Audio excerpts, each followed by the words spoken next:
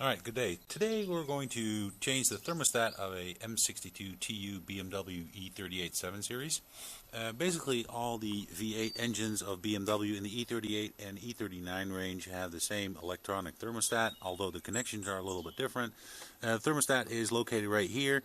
We're going to start taking stuff apart to see how it's easiest to do this. Alright, here we go. Press the fasteners and then gently pry the cover up a little bit, like that, and then take it off. It can be that you guys have to pop off the cover and remove a nut on some older models, but basically it's the same. Alright, then we take a screwdriver and undo the hose clamp right over here on the airbox and slide it off.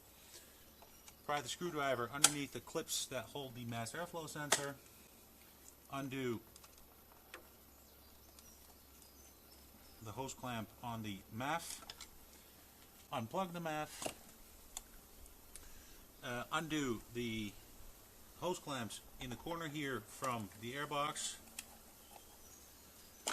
Then we're going to take a extension piece here and a 10mm socket and a ratchet and undo the 10mm that is holding the airbox right here.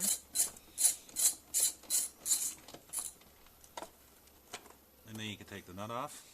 And then on some E38s, the TUs especially, there's another nut right here holding a resonator chamber located underneath the hose here.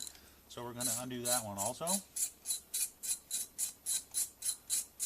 It's all not very tight, so it's relatively easy to remove. Alright, so basically I'm going to press on the mass airflow sensor a little bit so I can basically pop it off. Push the mass airflow sensor over there. I undid the hoses here, undid the hose clamp there, remove the bolt, and then you can take the complete airbox out. Then the easiest thing, what I always do, is I undo the hose clamp right here. That basically is that goes to the throttle body. It can look a little bit different on some other E38s, but the principle is basically the same. Unclip the wire from the MAF right here, and basically take it off and slide it back and put it right there. Now you have a clear view of the thermostat located right there. Alright, then depressurize the cooling system by just gently, in this case this car is hot, so slowly until you don't hear it assist anymore, and you can take it off. As you can see, it's still smoking. It's a little cold outside, but that's fine. And we can basically just leave the cap on as is. Thermostat plug located right here on the top. I will post a couple of pictures after this video to show you guys why this is always a problem for the E38s, because basically the sensor goes bad, it starts pushing coolant out through the plug. It can short circuit, basically melting this complete part away, or actually pushing fluid through the plug housing as it's a direct connection to your motor electronics and cause all kinds of mayhem in the E-box located all the way on top here. So this is part one. So the next part is what we're going to do, just to create an easy access, is there is a 10mm nut right here holding the dipstick. We're basically going to undo that one so that we get some movement on the dipstick, and just basically take it out, or drop it in this case.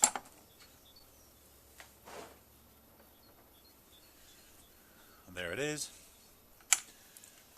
So then we can slide that up.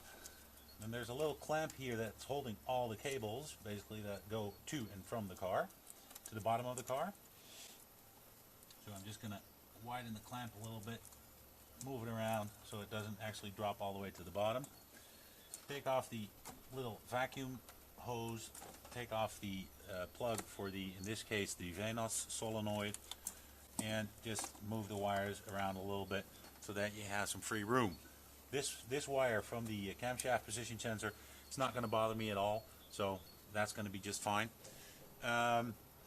So to lose as little as much coolant as possible, what I'm going to do is I'm going to take this hose off from the thermostat and basically pull it back, straight back, so you will have the least amount of spillage.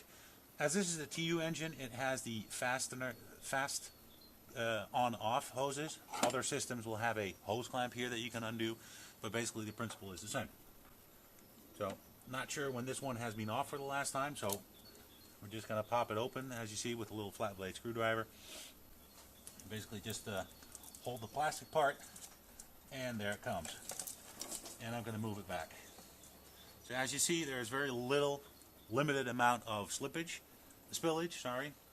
and now I just need to secure the hose so it doesn't drop. So there you go.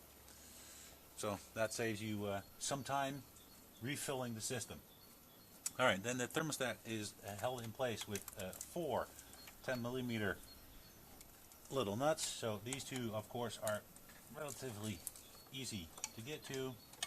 So you can do that with a standard ratchet. In this case, I'm just going to use a little extender to get to the bottom one. I'm just cracking them. I'm not undoing them. I'm just uncracking them all, just to be sure.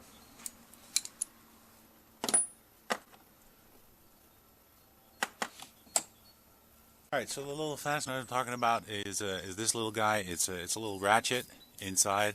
It's real easy, available all over the place. Also 10mm.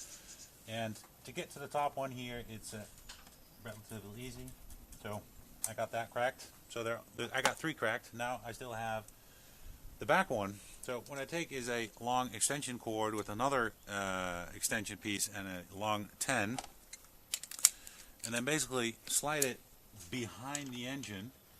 That's why I undid the dipstick, so I can basically move the dipstick forward a little bit and basically just pry it in a little bit and then undo. There we go. So I'm just going to take that one out completely, as I'm here anyway, and not to make the video unnecessarily long for everybody. Alright, so that one's out. Now of course I dropped my tool, but whatever. Alright, so we're going to take the other ones off.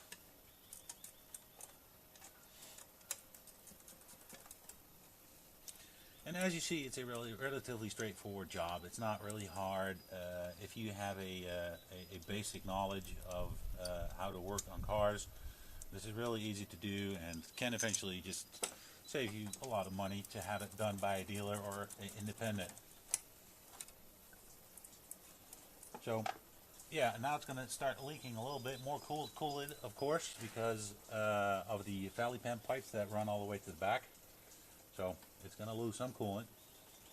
But after this job, I'm going to do the alternator, because the alternator is also broke, so I'm going to lose the coolant anyway. But this is just to show you guys how it's possible to do with the least amount of coolant loss.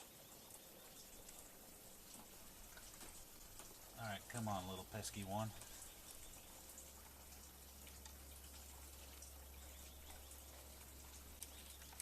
There we go. And then the last one is the bottom one. Or in that case, I can actually take my little ratchet anyway.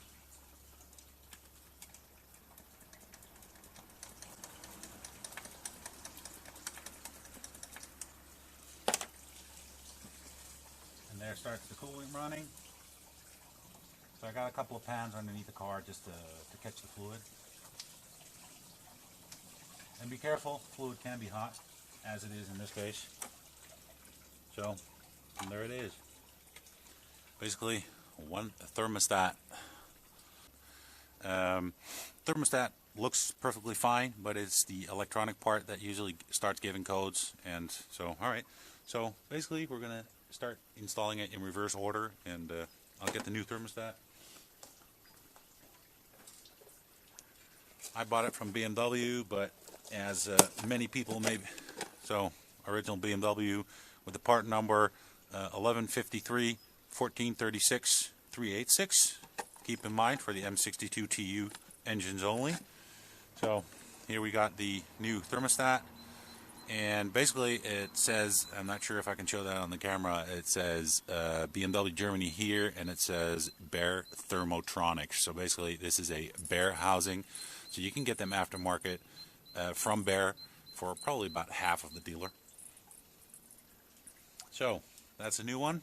We're going to let the coolant drip a little bit so that the seal actually stays dry.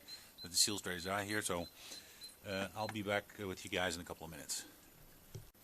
Alright, so I dried the coolant away so that the touch surface is clean and dry.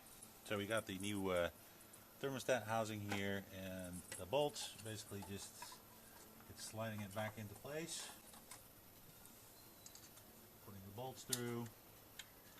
And I will make another separate video because as mentioned, I'm going to do the alternator after this. So basically reconnecting the hoses and bleeding the system. I will make a separate video of that. But basically, once you got these four little suckers in, you basically just start backtracking your steps, putting all the fasteners back on, putting the hose clamps back. And basically that's it. So I hope this helps somebody and save a couple of bucks. So basically here is the view of the thermostat when it's back installed, and you got the hose right over here. So basically just slide the hose back on and you're ready to go. But now I'm gonna tear the rest of the stuff apart over here, but that's in the next video.